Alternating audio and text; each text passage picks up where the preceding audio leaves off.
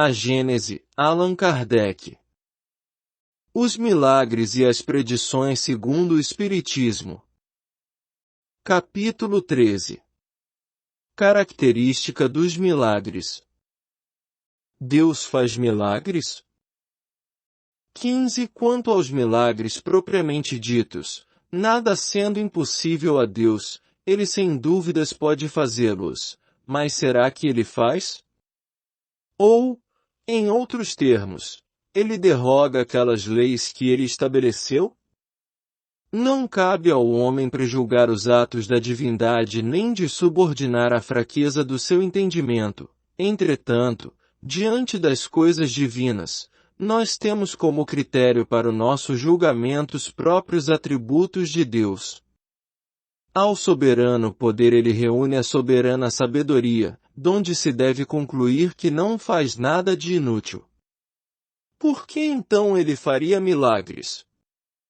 Para atestar o seu poder dizem, mas o poder de Deus não se manifesta de uma maneira muito mais imponente pelo grandioso conjunto das obras da criação, pela sábia previdência que preside desde as partes mais ínfimas quanto as mais gigantescas e pela harmonia das leis que regem o universo, do que por algumas pequenas e infantis derrogações que todos os ilusionistas sabem imitar? Que se diria de um sábio mecânico que, para provar a sua habilidade, desmantelasse um relógio construído pelas suas mãos, obra-prima de ciência, a fim de mostrar que pode desmanchar o que havia feito? Seu saber, ao contrário, não ressalta muito mais da regularidade e da precisão do movimento? A questão dos milagres propriamente ditos não é, portanto, da alçada do Espiritismo. Contudo, apoiando-se sobre esse raciocínio, que Deus não faz nada de inútil, o Espiritismo emite a seguinte opinião: como os milagres não são necessários para a glorificação de Deus, nada no universo se desvia das leis gerais. Deus não faz milagres, pois suas leis são perfeitas e ele não tem necessidade de derrogá-las. Se há fatos que não compreendemos, é que ainda nos faltam os conhecimentos necessários. 16. Admitido que Deus, por razões que nós não podemos entender, tenha podido revogar acidentalmente aquelas leis que ele havia estabelecido, tais leis já não seriam mais imutáveis, mas pelo menos seria racional pensarmos que somente ele tem esse poder. Sem negar a sua onipotência, não seria admissível que fosse dado ao espírito do mal desfazer a obra de Deus produzindo seus próprios prodígios para seduzir até os eleitos, pois isso implicaria a ideia de um poder igual ao de Deus. No entanto, é o que ensinam. Se Satanás tem o poder de interromper o curso das leis naturais que são a obra divina sem a permissão de Deus, então ele é mais poderoso do que Deus. Logo, Deus não teria onipotência, se Deus delegasse esse poder a Satanás, como alguns pretendem. Para induzir mais facilmente os homens ao mal, Deus não teria a soberana bondade. Em ambos os casos, isso é a negação de um dos atributos sem os quais Deus não seria Deus. Até a Igreja distingue os bons milagres que vêm de Deus dos maus milagres que vêm de Satanás. Mas como fazer a diferença entre eles? Que um milagre seja satânico ou divino, isso não seria menos uma revogação das leis que emanam unicamente de Deus. Se um indivíduo é curado supostamente por um milagre, que esse milagre seja operado por Deus ou por Satanás, ele não estará por isso menos curado. É preciso fazer uma ideia muito pobre da inteligência humana para esperar que semelhantes doutrinas possam ser aceitas nos dias de hoje. Reconhecida a possibilidade de certos fatos reputados milagrosos, é preciso concluir que, seja qual for a fonte atribuída a esses milagres, são efeitos naturais de que espíritos ou encarnados podem usar, como em tudo, como da sua própria inteligência e dos seus conhecimentos científicos, para o bem ou para o mal, conforme a sua bondade ou a sua perversidade. Valendo-se do seu saber, um ser perverso pode assim fazer coisas que passem por prodígios aos olhos dos ignorantes, mas quando tais efeitos resultam um bem qualquer, seria ilógico atribuir a eles uma origem diabólica.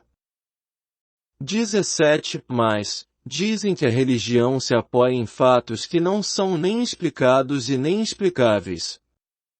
Inexplicados, talvez, explicáveis, é outra questão. O que sabemos das descobertas e dos conhecimentos que o porvir nos reserva?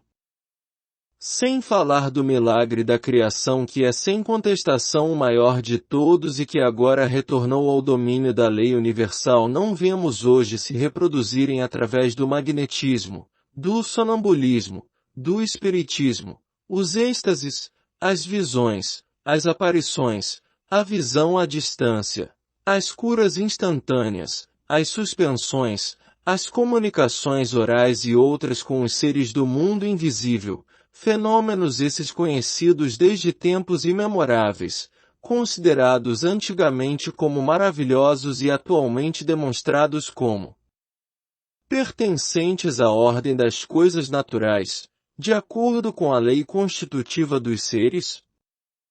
Os livros sagrados estão repletos de fatos desse gênero, qualificados de sobrenaturais. Todavia, como nós os encontramos semelhantes e ainda mais maravilhosos em todas as religiões pagãs da antiguidade. Se a veracidade de uma religião dependesse do número e da natureza de tais fatos, não saberíamos dizer qual delas prevaleceria. O sobrenatural e as religiões.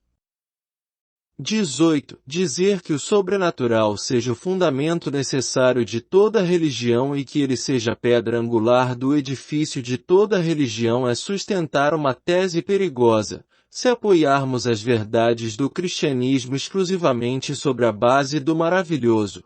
Isso é lhe dar um alicerce fraco, cujas pedras facilmente se soltam a cada dia.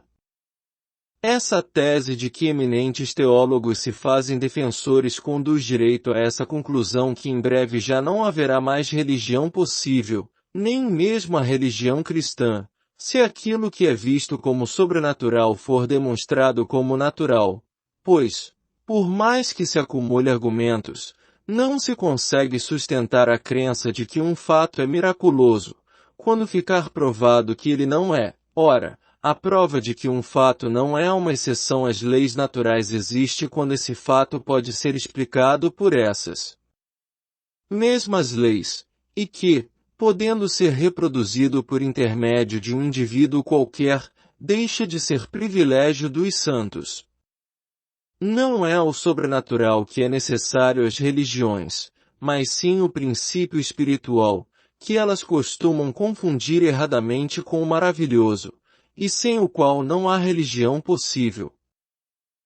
O Espiritismo considera a religião cristã de um ponto mais elevado, dá a ela uma base mais sólida do que os milagres, as leis imutáveis de Deus, que regem tanto o princípio espiritual quanto o princípio material.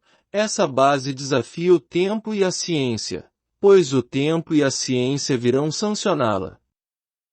Deus não é menos digno da nossa admiração, do nosso reconhecimento e do nosso respeito por não ter desfeito suas leis, grandiosas sobretudo pela sua imutabilidade. Não precisamos do sobrenatural para prestar a Deus o culto que lhe é devido. A natureza já não é tão imponente por si mesma para necessitar que se ajunte a ela o sobrenatural para provar a suprema potência? A religião encontrará tanto menos incrédulos quanto mais ela seja em todos os pontos sancionada pela razão. O cristianismo nada tem a perder com essa sanção, ao contrário, ele só tem a ganhar. Se alguma coisa pôde prejudicá-la na opinião de muita gente, foi exatamente o abuso do maravilhoso e do sobrenatural. 19. Se tomarmos a palavra milagre em sua acepção etimológica, no sentido de coisa admirável, teremos milagre sem cessar sob os olhos. Nós aspiramos um milagre no ar e o calçamos aos pés, porque então tudo é milagre na natureza. Querem dar ao povo, aos ignorantes e aos pobres de espírito uma ideia da potência de Deus? Basta-lhes mostrá-la na sabedoria infinita que preside a tudo, no admirável organismo de tudo que vive, na frutificação das plantas, na apropriação de todas as partes de cada ser nas suas necessidades, de acordo com o ambiente onde é chamado a viver. Basta-lhes mostrar a ação de Deus no talo da erva, na flor que desabrocha, no sol que vivifica tudo. Basta-lhes mostrar sua bondade no cuidado com todas as criaturas, por mais simples que elas sejam, a sua previdência na razão de ser de todas as coisas, cuja nenhuma é inútil, no bem que sempre decorre de um mal aparente e temporário. Façam o povo compreender principalmente que o mal real é obra do homem e não de Deus. Não procurem lhes apavorar com o quadro das penas eternas, nas quais as pessoas acabam por não mais acreditar e que as levam a duvidar da bondade de Deus. Antes, deem a eles coragem mediante a certeza de um dia poderem se redimir e repararem o mal que tenham praticado. Mostrem-lhes as descobertas da ciência como a revelação das leis divinas, e não como obras de Satanás. Ensinem-lhes, finalmente, a ler no livro da natureza constantemente aberto diante deles. Nesse livro inesgotável onde a sabedoria e a bondade do Criador estão escritas em cada página, então eles compreenderão que um ser tão grande, se ocupando com tudo, velando tudo, prevendo tudo, há de ser soberanamente poderoso. O lavrador verá Deus ao roçar o seu campo, e o infeliz o louvará nas suas aflições, pois reconhecerá, se sou infeliz, é por culpa minha. Então os homens serão verdadeiramente religiosos, sobretudo racionalmente religiosos, muito mais do que se acreditassem que as pedras são sangue, ou em estátuas que piscam os olhos e derramam lágrimas.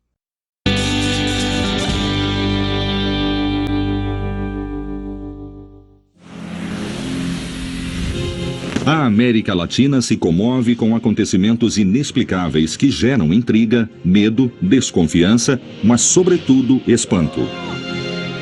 Curas maravilhosas, cadáveres que nunca se decompõem, pessoas que levam em seus corpos as chagas de Cristo, ou imagens religiosas que choram sangue, são fenômenos que ninguém consegue entender. Apesar da ciência ter avançado e continuar avançando no novo século, esses eventos que muitos chamam de milagres parecem não ter uma explicação lógica ou racional. Cada milagre mobiliza emocionalmente milhares de pessoas que se deixam dominar por suas paixões, modificam seu modo de viver e até perdem a razão por completo. Que segredos há por trás desses fenômenos? Como são eleitos os transmissores e depositários de um milagre? São, como muitos fiéis creem, sinais divinos ou simplesmente consequências do autoconvencimento originado na fé? Decifrando milagres. Cidade do México. Na Cidade do México vive Elizabeth Sánchez Garcia. Ela afirma ser um veículo do poder da Virgem Maria, a mãe de Jesus Cristo, que através dela cura doentes usando as mãos. Além disso, Elizabeth é parte de uma tradição enraizada na cristandade desde a Idade Média. Sou uma pessoa estigmatizada. Tenho as marcas de Jesus Cristo. Os estigmas são feridas que aparecem espontaneamente sempre em devotos católicos com um alto grau de religiosidade e devoção. Eles representam as feridas recebidas por Jesus Cristo em seu martírio na cruz. Podem ser nas mãos e nos pés, por causa das feridas dos pregos, e na cabeça, pelas feridas deixadas pela coroa de espinhos. A Igreja Católica reconhece uns 250 casos de santos que portavam estigmas, entre eles a São Francisco de Assis, Santa Catalina de Siena e, mais recentemente, São Pio de Pietrelcina. Elizabeth Sánchez sempre foi uma devota católica. Desde muito pequena se entrega a um profundo misticismo. Minha vida foi muito bonita. Muito normal, eu acho. Dona de casa, 4 filhos, um morreu aos 7 meses, todos homens. Quando seus filhos cresceram e abandonaram o lar materno, a religiosidade de Elizabeth aumentou ao ponto dela passar grande parte dos dias e das noites rezando. Até que finalmente, numa madrugada, enquanto rezava, viveu uma experiência que transformaria sua vida para sempre. Me sentia estranha, com uma sensação de uma coisa dentro especial. Não sabia o que era. Eu dormia profundamente e Elizabeth sempre ficava aqui fazendo suas orações. Comecei a sentir muito prazer, estranha. Comecei a escutar uma música especial e um cheiro, um aroma. Abri os olhos e pensei, acontece alguma coisa. Imediatamente esse altar começou a se iluminar. A iluminar, a iluminar, a iluminar, a iluminar, mas era uma luz que não cegava. Comecei a ver a Mãe Divina e depois Jesus. E eles foram se unindo aos poucos. E então eu senti uma dor fortíssima. Elizabeth estigmatizada. Chocada por sua visão mística, ela corre a seu marido em busca de ajuda. Acendi o abajur que tenho no quarto e vi que suas mãos estavam manchadas. Então eu perguntei, o que você fez? Eu disse nada, nada. Eu pensei que ela tinha se ferido com alguma coisa. Levei ela para o banheiro, onde ela pôde ver seu corpo por completo. E aí ela desmaiou.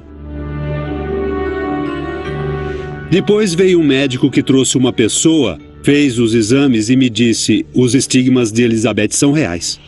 O padre Guido Mazzotta, membro do órgão da Igreja Católica responsável pela avaliação da veracidade de supostos milagres, explica o significado dos estigmas. Os estigmas são gestos de amizade profunda, de empatia, de um crente ou de uma crente com a intenção salvadora de Jesus na cruz. Qual é a verdadeira causa da aparição dos estigmas? O que são essas misteriosas feridas? O estigma não é o tipo de coisa do além. É o poder do psiquismo sobre o organismo. É um fenômeno natural. Não conheço nenhum estigmatizado que tenha os estigmas onde devem, aqui. Segundo estudos científicos, a localização correta dos pregos na crucificação não é nas palmas das mãos, mas nos pulsos. Os estigmas que aparecem nos devotos católicos não coincidem com as feridas de Jesus Cristo, mas com a representação clássica delas, realizadas por artistas através dos séculos. Isso prova a origem psicológica dos estigmas. A cada 2 ou 3 meses, os estigmas de Elizabeth Sanches se abrem e sangram. Melhor fazer assim?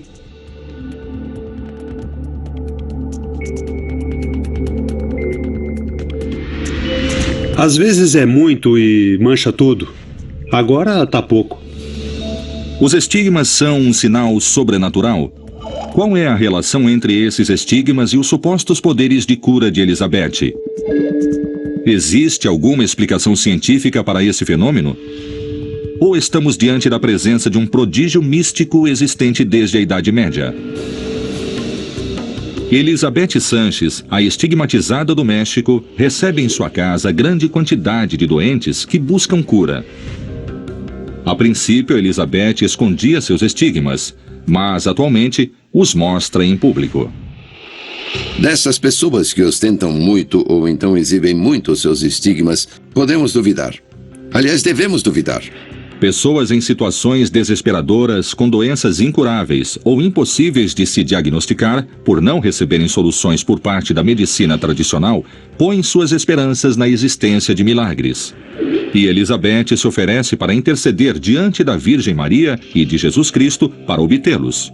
Para os fiéis, a presença dos estigmas é prova suficiente da relação direta entre ela e os seres divinos. A igreja não me diz nada. Absolutamente nada. Nem eles vêm a mim, nem eu vou a eles. Eu respeito os padres. E como disse a eles, espero que vocês também me respeitem. Apesar da resistência da igreja em confirmar os estigmas de Elizabeth, milhares continuam recorrendo a ela em busca de cura, como no caso da jovem Anaí. Eu comecei a me sentir mal. Tomava banho e os meus cabelos caíam. Depois eu comecei com muitos vômitos à toa. Depois começaram a aparecer hematomas aqui e aqui, bem aqui, e também nos cotovelos, nos dedos, nos joelhos. Numa semana eu perdi 7 quilos. Então, minha tia falou com o meu pai e eles me levaram para a emergência do hospital. Depois de sofrer com febre alta, Anaí acabou internada na terapia intensiva. Aí meu pai disse que quando foi me ver eu estava com um respirador artificial. Estava com sondas e ele disse que não era mais eu, que eu estava morta. Em estado de desespero, o pai de Anaí soube de Elizabeth Sanches através de um programa de televisão e decidiu contatá-la. Elizabeth começou a interceder por Anaí.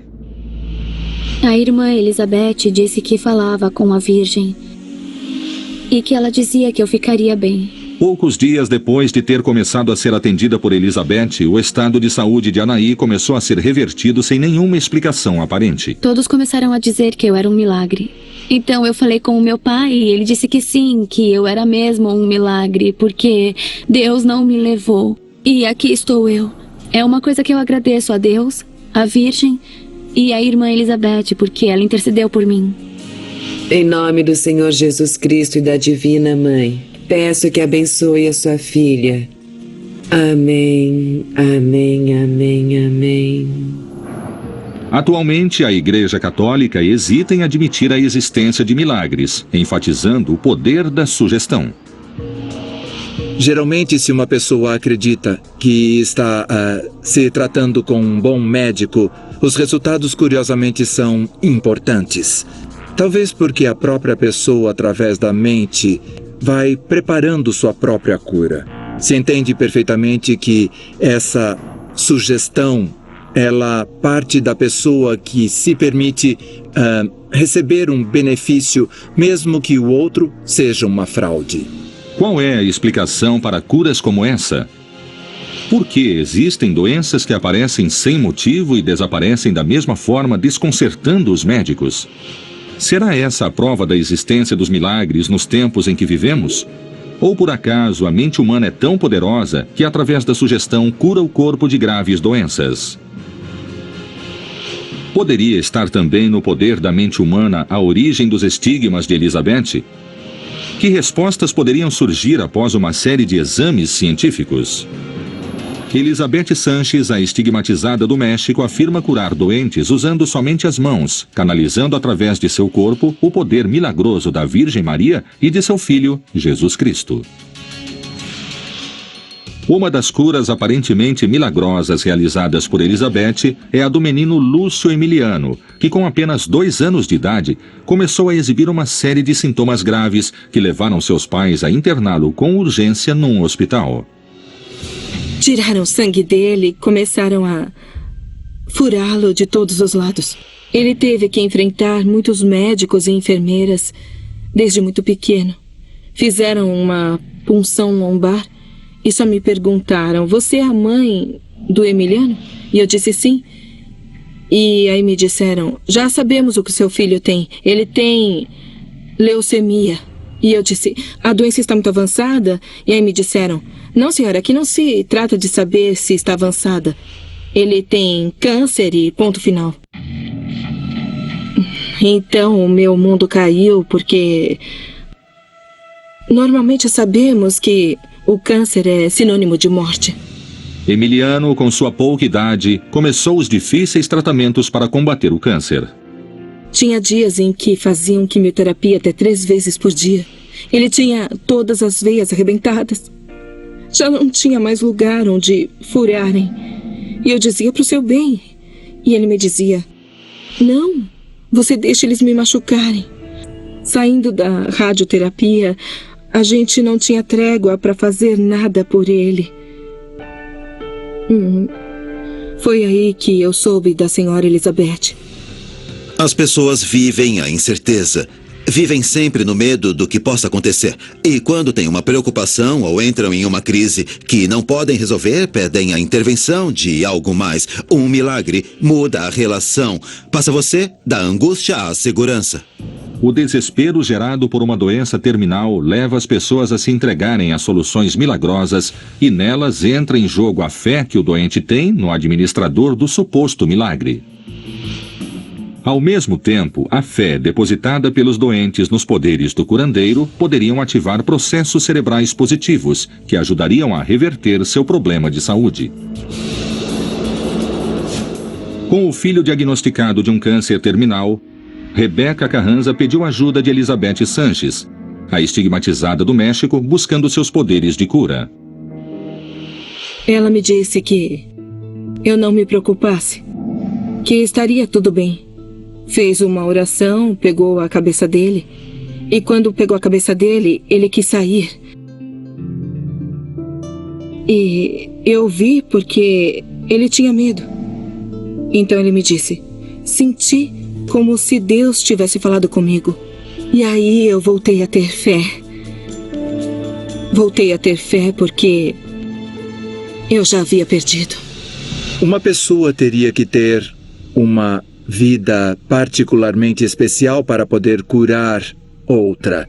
Teria que estar cheia de luz para dar a luz a outra pessoa. O interessante é que essa senhora começa a ter atitudes raras, como pintar o cabelo de ruivo para chamar a atenção, se vestir com uma túnica particular para chamar a atenção e, evidentemente, vai conseguindo ter um negócio onde muita gente vai pedir que ela faça supostas curas, ponha as mãos, em troca de uma doação que às vezes pode ser bem grande. Depois de ter sido atendido várias vezes por Elizabeth, a doença de Emiliano cedeu até desaparecer. Os médicos não deram nenhuma explicação científica plausível. Ele está, graças a Deus, muito bem. O oncologista disse na última consulta, é surpreendente ver como um menino a quem eu dei tão poucas possibilidades de vida esteja agora tão cheio de vida. Ele me pede para continuar indo e me diz que quer vê-la. E eu pergunto por quê. E ele diz que ela lhe dá muita energia. Ave Maria, cheia de graça, Senhor é convosco, bendita sois vós entre as mulheres, bendito é o fruto do vosso ventre, Jesus. Santa Maria, Mãe de Deus. Hoje eu sei, e estou completamente segura, graças à intervenção de Elizabeth Sanches, com Nossa Senhora, meu filho é para mim um milagre de vida. Vem cá, me dá um abraço. Deus te abençoe.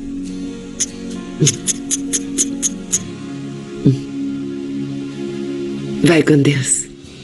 Apesar da desconfiança da igreja e da perplexidade dos médicos, Emiliano obteve seu milagre. Geralmente, essas curas misteriosas ocorrem em doenças igualmente inexplicáveis.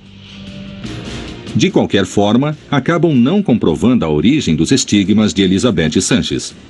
Eles seriam produto de uma somatização provocada por seu misticismo exagerado ou acaso seriam lesões auto-infligidas para perpetrar uma fraude?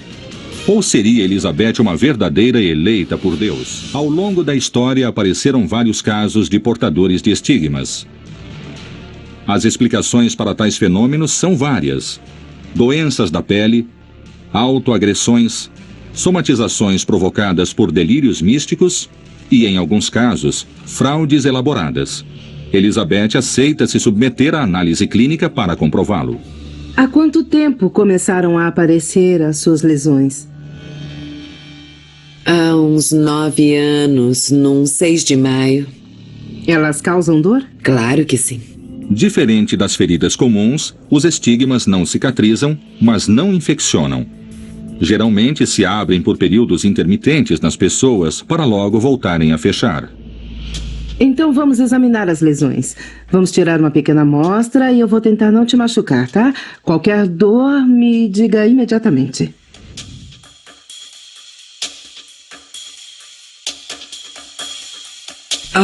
Acho que é aqui no meio, né? É aí, exatamente aí.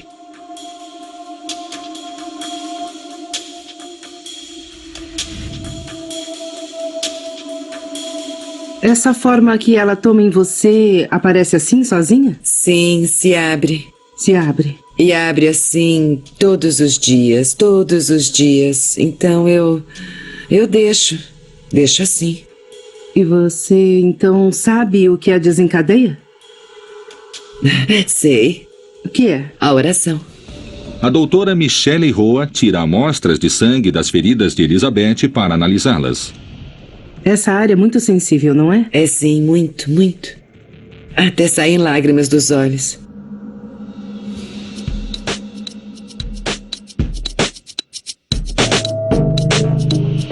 A conclusão do exame médico é de que ela está saudável, estável, não tem nenhuma outra alteração clínica devido ao que ocorre, ao sangramento que ocorre. Essas lesões têm um sangue que está completamente seco e fizemos uma raspagem e o resultado dessas amostras que coletamos foi que elas efetivamente são restos de sangue. O sangue das feridas é de Elizabeth. Suas feridas são reais. Só não é possível explicar cientificamente o motivo de sua aparição. A única maneira de verificar como essas feridas evoluem é estar vigiando de maneira constante, pelo menos uma vez por semana, eu acho. A origem das feridas de Elizabeth Sanches continua sendo um mistério, como as de todos os estigmatizados ao longo da história que levaram o segredo de seus estigmas para o túmulo. Desde que nossos antepassados caminharam pela primeira vez erguidos sobre a face da Terra, começaram a se perguntar sobre a vida, a morte e a existência do sobrenatural. Somente nos últimos 2 séculos, a ciência conseguiu fazer prevalecer sua interpretação racional da realidade, mas através de suas fendas se filtram as crenças que nos acompanharam durante milhares de anos. Crenças num mundo cheio de magia, seres sobrenaturais, espíritos e milagres. Milagres que, longe de esgotarem-se na era da razão, ressurgem cada vez com mais força, desafiando-nos a decifrá-los. Decifrando milagres.